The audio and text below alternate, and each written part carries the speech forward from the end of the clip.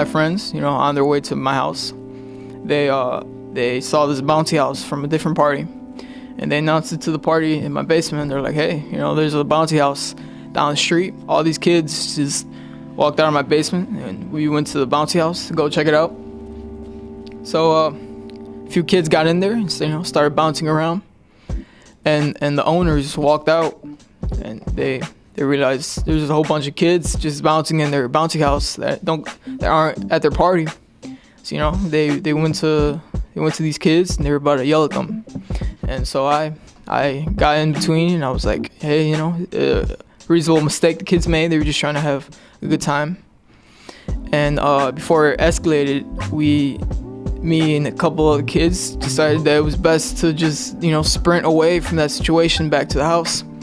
And so there's a really artistic photo of us running away from the house with a bouncy house in the background. We were eating tacos and just underneath this tent with the rain behind us, and we just stood out there for a couple hours, just munching on some tacos, a couple marshmallows underneath this fire.